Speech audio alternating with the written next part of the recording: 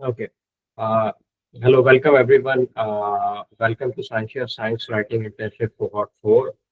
This is Foster Dickey, uh, a member of Scientia Editorial Board. And today we have our guest, Sahana Ghosh from India. And she is an amazing science journalist. She is the associate editor at Nature Science.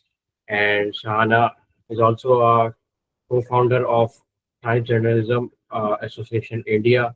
Scientia Sahana has been also writing for like around 5 to 10 years, and she has been writing for environment, AI, and she has been participating in all over the place within the science journalism. So welcome, Sahana, to Scientia, and thank you for joining us. And this is our first webinar. I think you can take over. Thank you so much, Woz, for the introductions. Thank you all for being here on the weekend, and a very good morning to all of you. As Woz said, I'm Sahana. I'm a science journalist from India, and I've been in this profession for more than a decade now. But my background was in science. I did my master's, both my bachelor's and master's in microbiology. But I found that my calling was in journalism, in writing. So I jumped into mainstream media basically, and I did all kinds of coverage before focusing only on science. So what I'm going to talk to you about today is the use of AI in science communication or science writing, which is extremely important for us to know. Even if you don't want to use AI, it is fine, but you should know, the pitfalls, the pros and cons, at least the basics around the use of AI and how AI can actually help you more as an assistant, not as a substitute, but as an assistant. So I've been using AI for quite some time now. And in fact, you all must be using AI in different ways. We are just not realizing it. So if any of you have used transcription tools, right, like Otter, as a journalist, I have been using Otter, and many of you probably are also using Otter for transcribing notes in your classes as well. So Otter is an example of an AI tool that we all use, but we don't realize, right? So we've been using this even before ChatGPT came on board. And there are several such AI tools around that we use, but we generally don't think of it so much. But there are a bunch of really useful tools that, as a journalist, as a writer, as a communicator, you can use to do more productive research, to do more focused research, to do some brainstorming as well, especially when you're writing about a subject that's completely new to you. And as aspiring communicators and science writers, you will have to look at different kinds of subjects, right? Not just one specific area in science. So that's where AI can really help you. The other point here is, in South Asia, we also have a lot of limitations sometimes in terms of media funding. We have limited newsrooms that are looking at science. There's a lot of constraints in South Asia also, and newsrooms are constantly shrinking. So then you can actually have a human and AI handshake to create more content basically on science in South Asia. And in South Asia, if you notice, the science has grown, right? So more and more science is being done now. And there's so much of science coming out that it's very difficult for us sometimes to keep track of everything. And that's why we can use some of these tools as well. But I will also tell you the kind of biases that some of these tools have, so you will be careful when you use them. And it is completely your choice if you want to use or if you do not wish to use. But you should know when AI is the most helpful for you, right? And also, one of the most important things is that in South Asia, we have so much of language and cultural diversity. So that AI is not able to capture. And we will all go through this in bits and pieces so that you can make an informed choice when you use these kind of AI tools.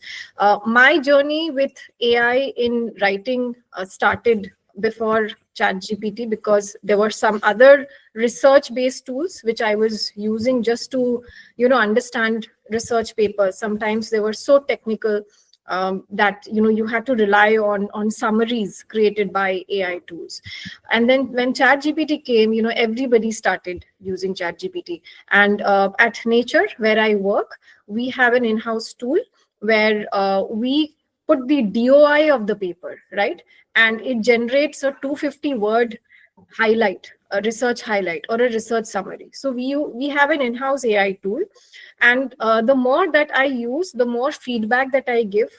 The technical team can refine it given based on my feedback.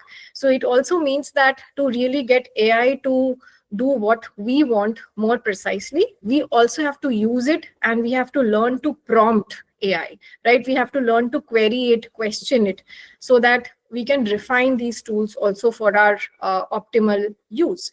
So we use these tools in-house. We also use other kinds of AI tool. I know different journalists across the region use AI in different ways. So there are some specific ways in which we can use, and I'm sure you will discover more ways. I only know of a few ways of using AI, which I have found useful for my use. And I'm sure you must be able to tell me more about your examples as well. So at the end of the session, we'll have 10 to 15 minutes of Q&A. Feel free to share your experiences with AI as well, right? So I will share my screen now, and let's start this. Okay, can you all see my screen? Yes. Okay, can you? Yes. Yeah, okay, great. Yes. So right. So as we discussed, AI can come in handy in South Asia in different ways, right? Because we have certain challenges and opportunities in those challenges. Language, cultural diversity. There's a lot of information overload, especially when there's a lot of disasters happening. Where there's a glacial lake outburst is happening, or other kind of disasters in the region like cyclones. There's so much of information overload. We have a growing body of science in the region across our countries now, right? So there's a lot of information, science information is coming out as well. And we also have a comparatively low media bandwidth, because we are seeing that newsrooms are shrinking. We can't say that all newsrooms have a science desk now. So even science desks are also shrinking. So we need more and more assistance in drafting content, especially visuals and audio, because this is the day and age where people respond more to visuals and audio. And we also sometimes see a lot of capacity gaps in our region. So in that sense, AI can be like a co-pilot, right? For reporters, for NGOs, and for scientists also in communication. So in terms of language, we are also seeing use of AI tools in translation. Of course, there are imperfections, but now a lot of local community groups are coming together to create AI tools that can translate into our own dialects in a better way. And also science, the language of science that you see around you is English. But how do you communicate that complex science in local languages?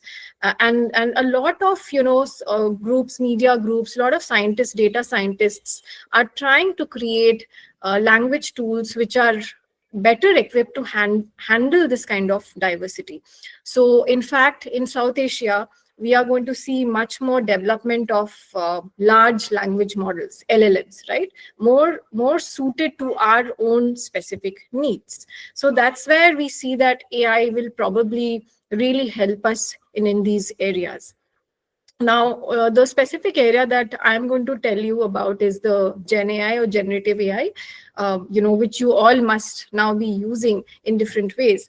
And it's what is Gen AI basically? It's basically an AI tool that allows us to ask it questions or make requests and receive quick written responses. And sometimes now you can actually convert those written responses into graphs and tables also, right? So Gen AI, basically these use LLMs or large language models, which analyze vast amounts of data, text data, basically, to determine patterns in words and phrases. So these LLMs are trained on existing information, right? And so this is the way that the LLMs detect patterns and predict what words may follow other words. And that's how it generates the textual data that you see when you put in a request. So some of these examples that you see around you, ChatGPT, PaperPal, Explain Paper, Perplexity AI, right? So these are examples of generative AI, Gen AI. Now, one of the things that we must be aware of is if you want to use a AI tool, you must be really, really good with your prompts, right? You must be good with asking specific questions. And as a journalist, asking questions is our job. But with AI, you can refine and you can prompt it further and further. So that's a really good skill to acquire as you start using AI. In fact, there are a lot of courses now that teach you prompt engineering, and I will be sharing some of these links later on as well. So prompt engineering is a very good skill to acquire if you want to use AI. So what is prompt, or what is prompt engineering? Basically, you are asking a question, you are making a request, and that's a prompt. You're querying an AI tool. Now, prompting is like putting words into a browser's search bar. Just as you put words in Google and you search, you just simply also put words in your AI tool, but you can make much more refined requests, much more sophisticated requests from AI tools. And you just need a little more practice, right? And it's fun. When you start practicing, you will see it becomes a fun exercise as well. One thing more that you need to also be aware of is that you can personalize your AI query. So if I'm a journalist and if I am querying, my AI tool to generate a summary for a news reader, right, as a journalist. So I will ask AI to imagine itself as a journalist. Or say if you're a teacher and if you're teaching quantum science to an 8-year-old, so you can ask AI to imagine itself as a teacher and ask these very basic questions. So if you personalize it, you will see the responses change. So if you personalize it, as a teacher, as an engineer would explain quantum science probably in a different way. A teacher would explain quantum science probably in a different way. And if I were to change it, explain it for a high school goer, then the response again would change. So the way that you tweak your prompts or your questions, the way that you personalize it, will help you get a better response. So this is what we call as prompt engineering. Now, where does AI come in handy actually? Where can we, as communicators or writers, use AI? And what I have compiled here is very small subset of use cases based on what my friends across the world are doing. So one of the things that we do is brainstorming, right? We are writing a story on a certain issue, and we want to read more about it. We want to really go deep and dig deeper and look at some really key research papers around that topic, right? So we can brainstorm with AI on that and really get a good collection of reading material. We can create outlines and structures also. So if you have a big topic, if you are trying to break it down into smaller parts, say if you have to prepare a presentation, or if you have to give a speech and you want to create small bits of a larger part, so it helps you create outlines and structures as well. In terms of science papers, it's really good at de-jargonizing as well. The better you prompt, the better it can de-jargonize as well. And I know a lot of scientists are also using AI tools to, in fact, de-jargonize and also write press releases, right? Understanding complex papers. Recently, there was this paper that came out on lead being converted into gold for an instant in the CERN detector, in the Large Hadron Collider, right? So this paper, if you look at the paper, and I'll show it to you in a demonstration also, there's so much of physics, sometimes that you're not able to just read the paper and understand what it's trying to exactly say. So you can actually ask ChatGPT to help you understand the paper better, to help you query it part by part and break down all the jargon into more easier to understand bits, right? Just for your understanding. I'm not saying copy paste from it. I'm saying just try to understand the paper, break it down bit by bit, section by section, by using the paper. Sometimes if you feel there are tables and graphs in a paper, you can actually upload the tables and graphs and you can ask ChatGPT. You provide the context, which research was this part of. You provide the data and you can ask to explain what this table or a chart means. So sometimes it can simplify a lot of technical information that are written down in the tables and graphs as well. It's also great at summarizing longer texts. A lot of you will be asked to do social media, right? So social media editors, this is a new profession that is emerging also in South Asia. A lot of our newsrooms have social media editors, right? And social media editors for science news, which can be a bit tricky because you have to really customize it for your audience. You have to be careful in not using certain words, like breakthroughs or revolutionary, in terms of science, in terms of incremental science, right? And so social media editors are finding these kind of tools very handy. They can curate these tools for different platforms, these posts for different platforms. How to write an Insta post, for example, will be slightly different from writing a post on X or on Blue Sky or on LinkedIn. So the same story, you can break it down into different packets of information and cater to different social media posts, right? And of course, the other job that it can do for us is also editing and refining.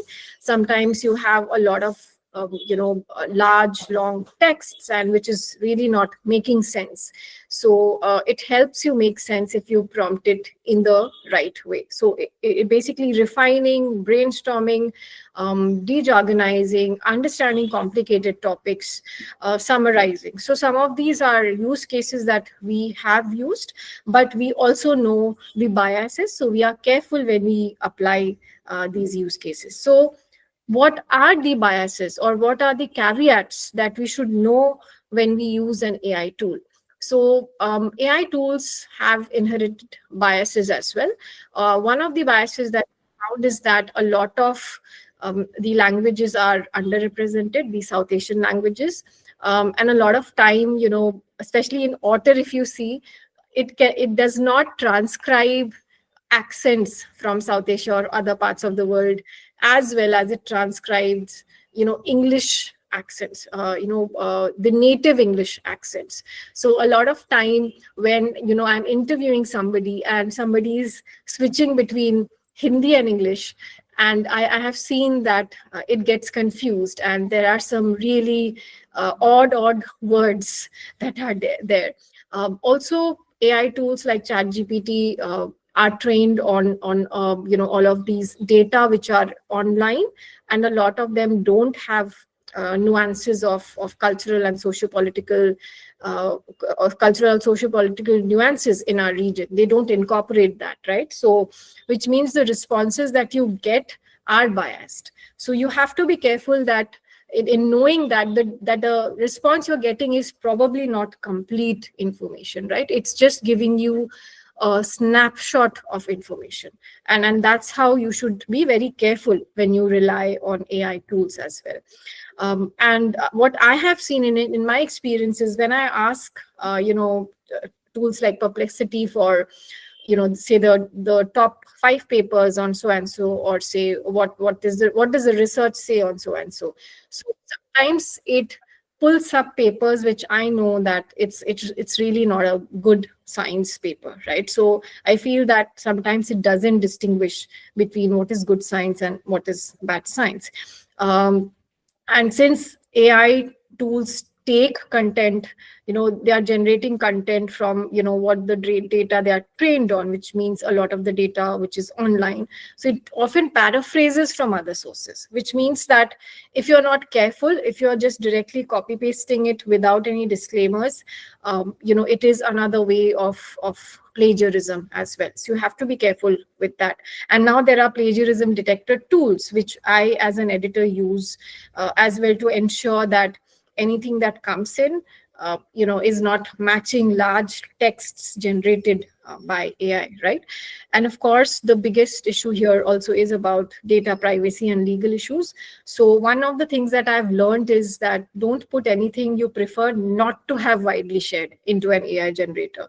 So if you've, interviewed somebody and you feel, that's of course confidential information, right? So, uh, you know, don't really go ahead and just put everything there, which can be accessible to others. Of course, for example, ChatGPT now has a temporary mode, and it says that it won't use information that you put there for training data, but still it's good to be careful in knowing what you're putting, or what you're the kind of information you're giving to AI to generate data, that, something you're not putting some very sensitive or confidential information out there, right?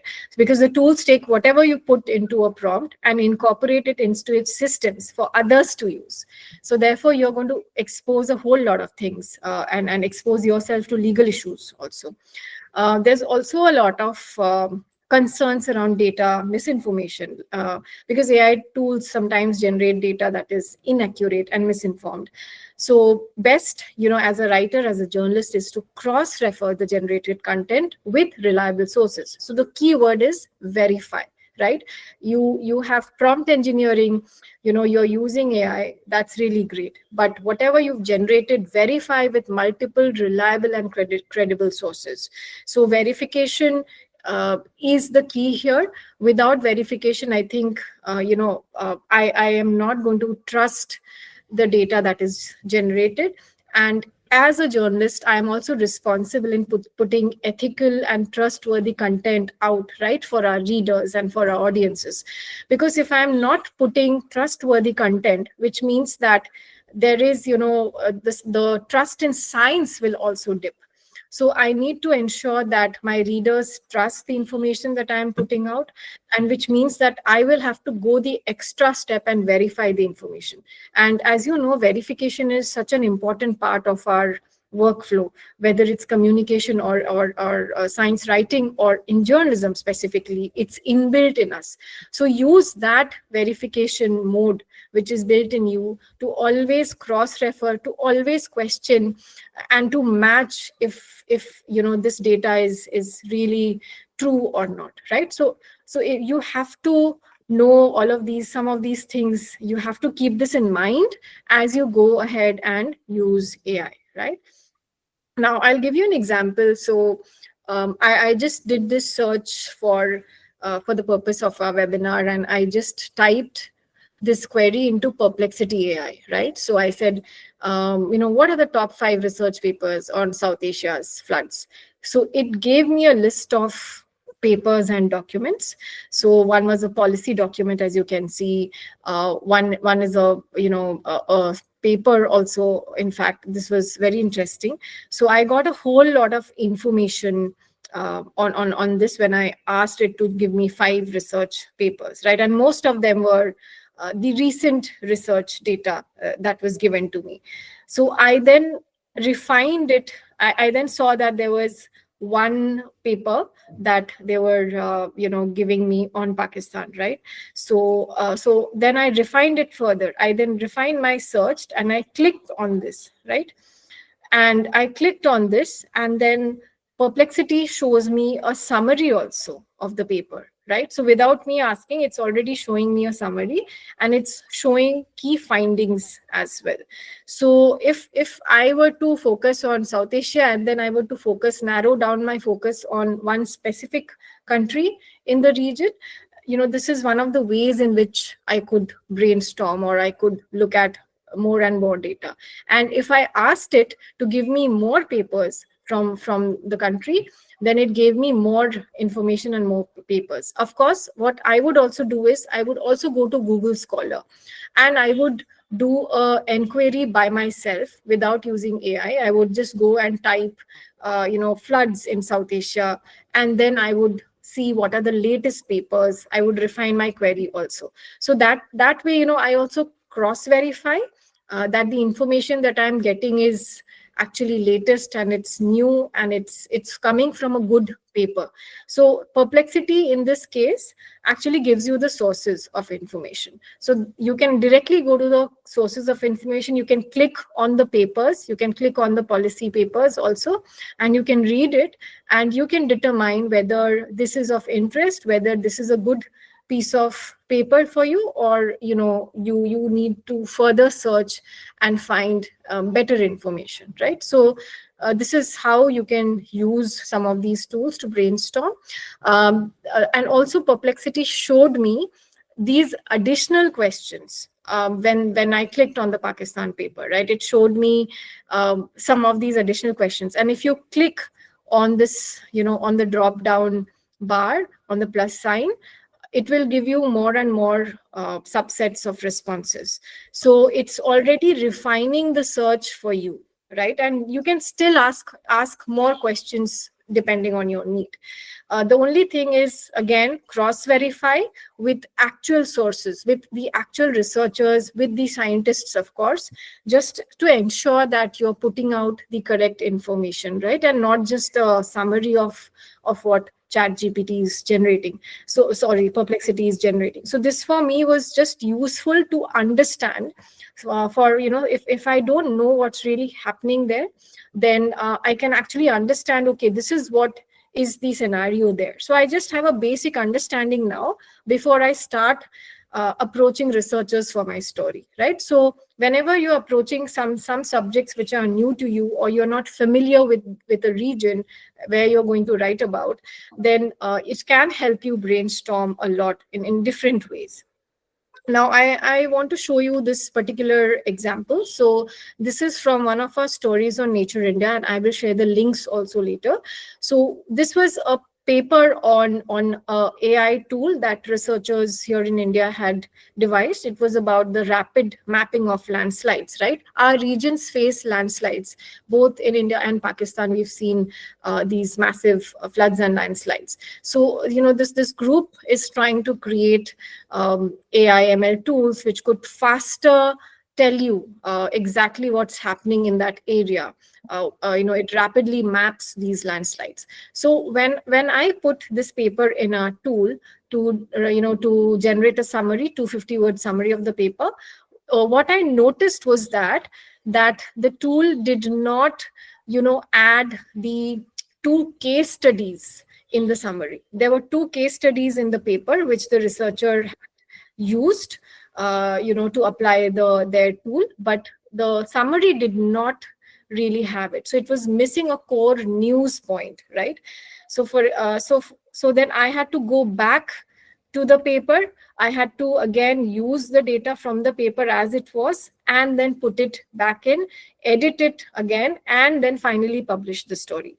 So here we give a disclaimer when we write these stories that the story has been edited by a staff member, right? So we are not just directly copy pasting what AI was generating, because clearly in this case, AI did not really, get the information that I wanted. I thought that this was important to the story. It did not have that information, although it used the paper. Now, there was another, in terms of paleontology stories, right? So what I found is that it sometimes gets, the age of the fossil wrong. So this happened in this story, and we used our AI tool to write a story on this marine snake fossil. This was this giant snake fossil that was found in India's Kutch Basin. And when I put this in the AI tool, when I put the paper, that I noticed that it got the age of the fossil wrong. And because I also knew the researchers, so I also got a confirmation from them about the age of the fossil. I also matched it with the research paper. So despite having AI, I still needed to cross verify, right? Because AI was not giving me the right tools, right information. But what AI did was it cut down my time, because the other parts it was able to really generate, adequately. It was giving the right information for the other parts of the story. So it's like a human machine handshake, right? It is not completely AI. I'm not relying completely on AI, right? So because it is not perfect, it did give me a lot of wrong information. So that's why I'm very careful when I'm using these tools as well. I wanted to stop. I want to stop sharing now and show you a live demonstration also, because you can also then see for yourself how these things actually work. Okay, right. So yes. So this is the temporary chat mode in Chat GPT, right? And this is a paper that I have attached. You can actually attach papers and graphs and tables and charts on Chat GPT now.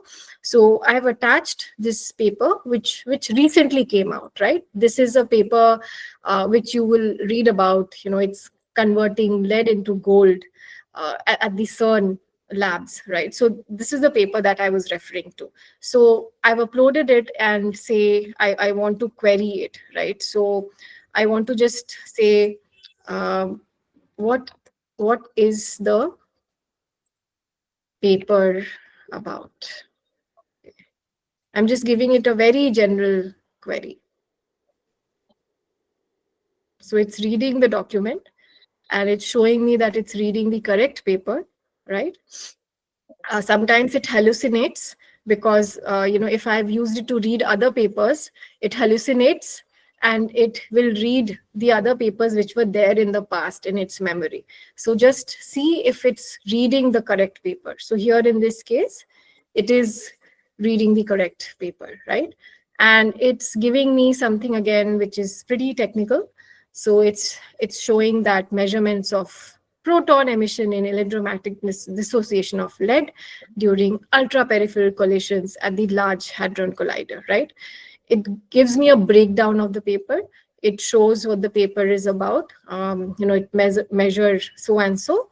It measures these two kind of things, and then it compares results with predictions from a past model and assesses its accuracy. So far, it's giving me again, a breakdown, but in technical terms.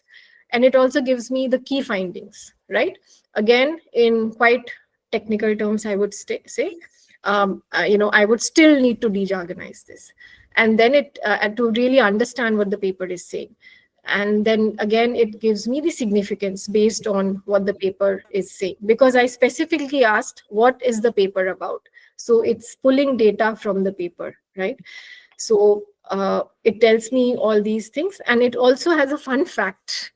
Okay, so it says that the Large Hadron Collider effectively achieves what alchemists once dreamed of, transmuting lead into gold. And they estimate that gold isotopes are produced at a cross section comparable to that of hadronic lead collisions. Again, it's pretty technical, but it's fun fact that it has come up with that. Yeah, alchemists once dreamed of transmuting lead into gold. Now again, it's saying if you would like a simpler summary, visual explanations, or a deeper look, so it's saying just let me know. So I want a better summary, because I really didn't understand so much of it, right? It was pretty technical. So let's say I didn't understand a lot of it and it's still pretty technical for me. And before I go and interview the researchers, I want to understand this much more in a much more broader way. There is a press release with this, right? But just say that you come across a paper and there is no press release, there is no other information, right? It's an exclusive that you're trying to do, and the paper looks very technical and you want to go prepared for your interview. So what I want to ask ChatGPT now is, can you generate a 300 word summary that a high school student can understand? let's see what it does.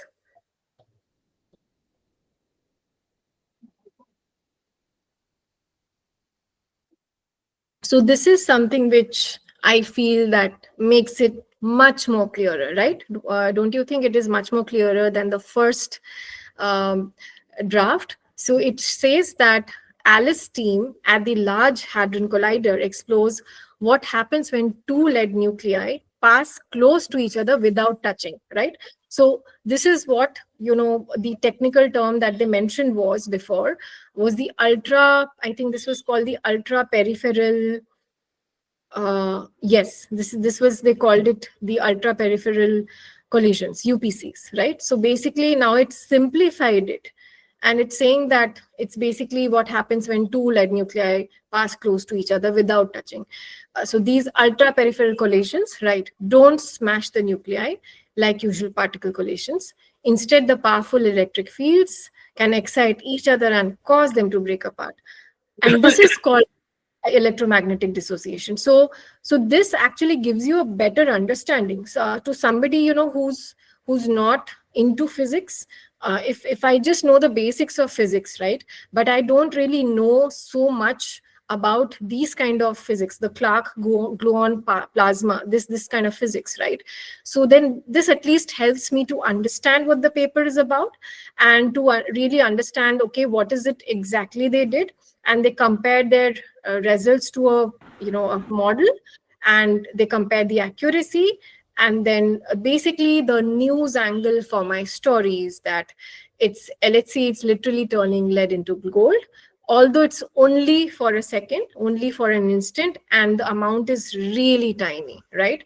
But it's like ancient alchemy which has been sort of done in real life. So it gives you it basically makes the whole paper clear. It gives me a non-technical summary, and from this I can actually, as a journalist, I can see that I have a very clear news point here, right? And if I want to know more, I can refine my query further, and I can get to know more data about the paper, right? So this is something which really helps me understand if the paper is very complicated or too complex, and I want to interview the researchers, but I want to also be a bit better prepared to interview them, right? So this is one of the ways that we can use. And as you have seen, this is perplexity. And I can just ask top 5 research papers on floods, right? Say, or on heat waves. Let's just see heat waves in South Asia, right? So let's see what it does. So it has got 6 sources, and it's showing me some of these papers, as you can see. And again, I have to verify this. I really need to be careful if all the papers are good enough, if they are published in good journals, if there's anything suspicious in the publications. As you know, as you're aware, that so many retractions are also happening, right? So you have to be very careful about the kind of data also accessing. So this is one of the ways that you can also do your research.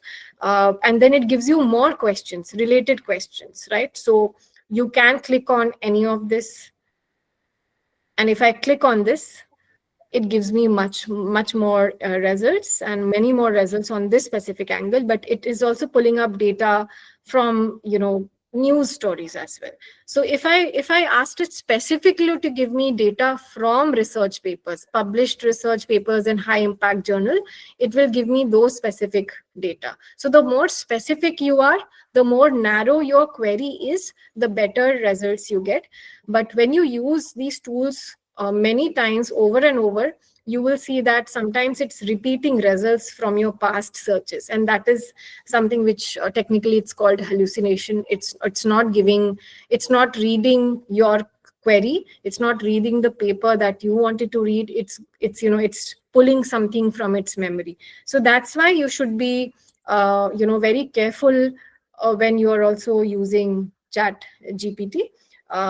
and use it, but use it in a way where you know that you also are there as the verification person, as the person who's verifying the data that is being generated. So that is one of the ways we can do a successful human AI handshake as well, right? So I hope I'm clear about the caveats. And if you have questions, feel free to ask. I may not know all your answers, but I can point you to sources who can answer your questions as well.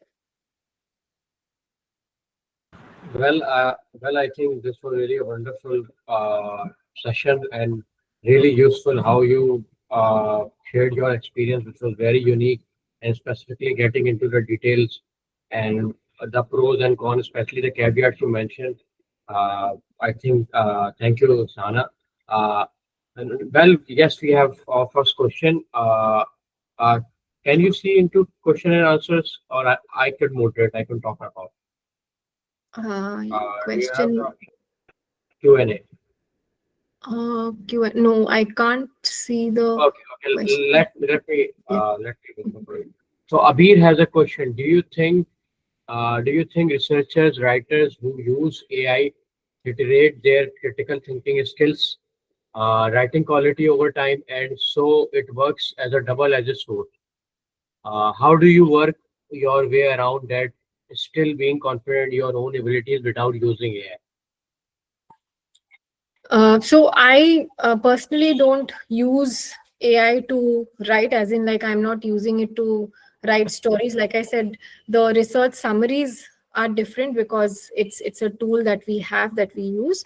But I feel that as a writer or as a journalist, you should have the first say in your own draft, right? If you're writing a draft, unless of course you're converting it into a different language, that's a different case.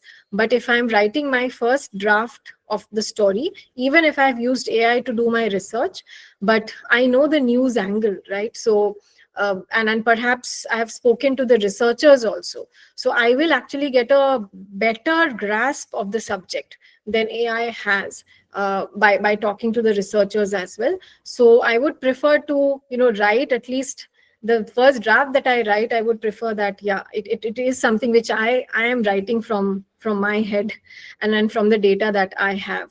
And of course, not saying that don't use AI for research. Use AI for research as well. I use it a lot.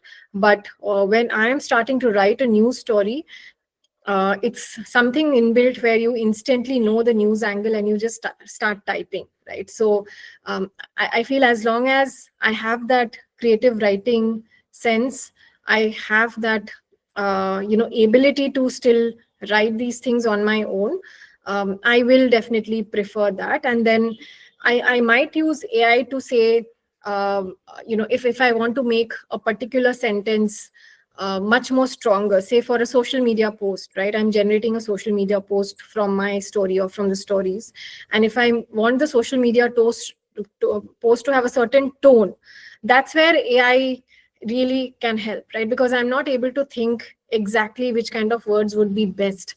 So if I want a social media post to have an urgency about the story, then AI gives me those certain words. So you can actually still have your freedom of creative writing in using AI. You just have to be smart enough, clever enough, where you want to use it.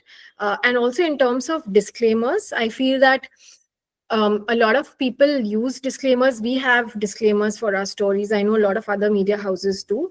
But then generally what we are trying to see now is that everybody is now using AI in one way or the another. So unless your draft has not been generated completely by AI, right? So if you've used certain parts, for your research, or you've used certain parts to abridge sentences, and you have again used your own words, own wordplay after that, edited it, it's been edited again by editors.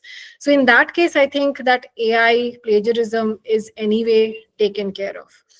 But if you're generating drafts with the majority of the draft coming from AI tools, I think a disclaimer is definitely warranted, because your readers will not trust you also, if you just if you keep copy pasting stuff from AI without verification, I think it's a very dangerous trend. Yeah. Well, I could easily simply read the questions, but I think it would be more helpful for you. Sahana, if you could check out, can you see the 9 dots at your right side? Dots. Yeah. Uh, and you Yeah, can yeah, yeah. click the Okay. yes, Okay. and there Okay. is Q&A because I just want you to have directly experience and it would be more appropriate for you. That's why. Otherwise, Right. I So was. right, sure. So in terms of being confident, so I am using AI only after a lot of years spent not using AI, right? So I am only using it now. I mean, when I began in the profession, we were just doing journalism in the way that everybody was doing it back then, right? You hear, you transcribe, and you just record on your phone and you transcribe. That was how we really started, and we've carried on, and now we've adapted to tools like Otter, right? So I feel like it's a interesting mix.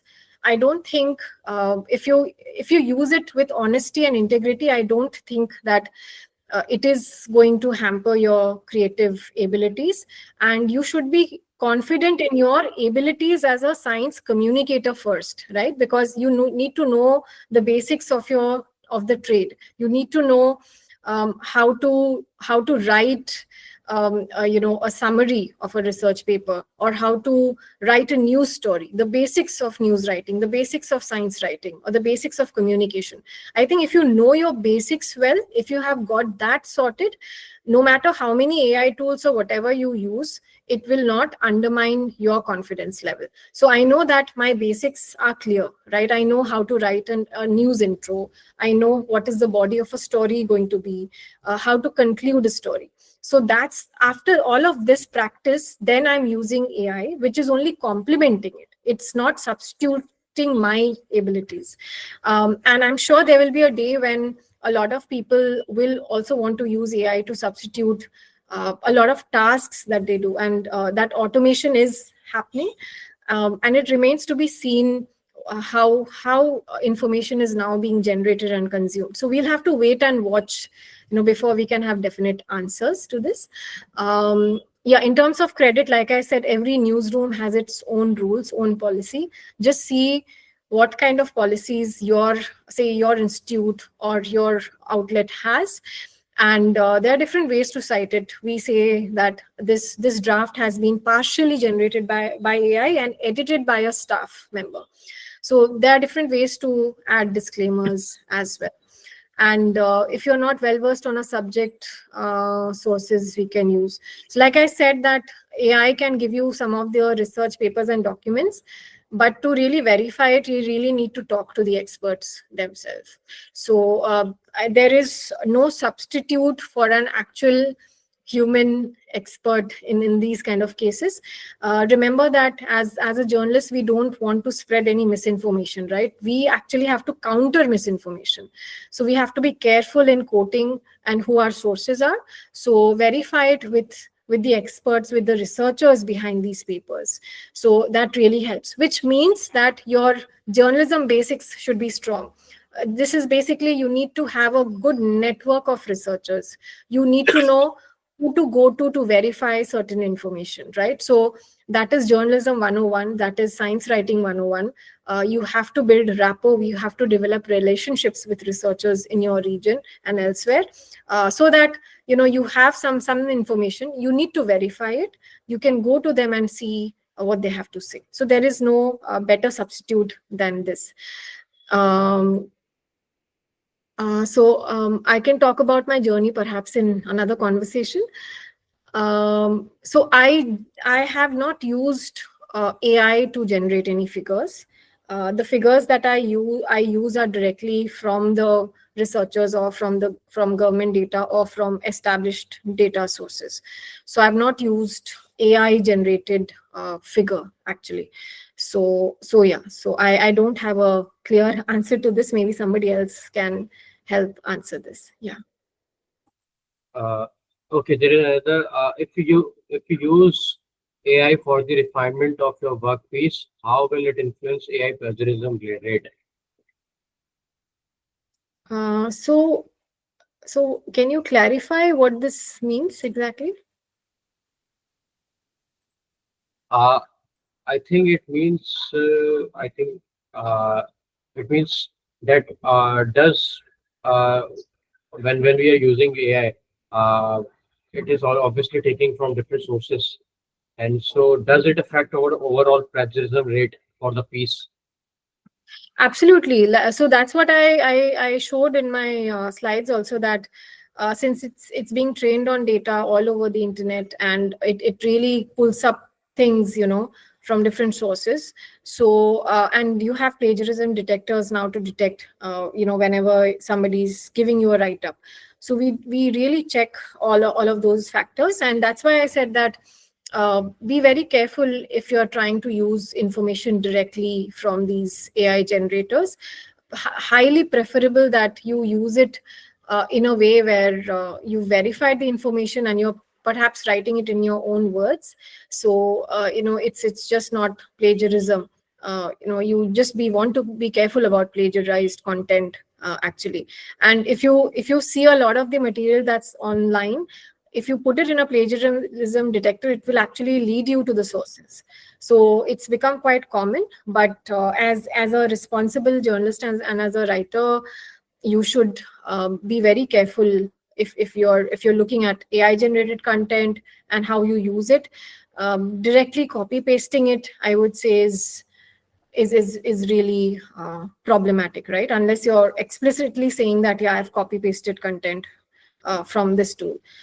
And if you're using it and you're sending it to your editor, and your editor uses a tool to figure out that this has been plagiarized content, so it's also your reputation.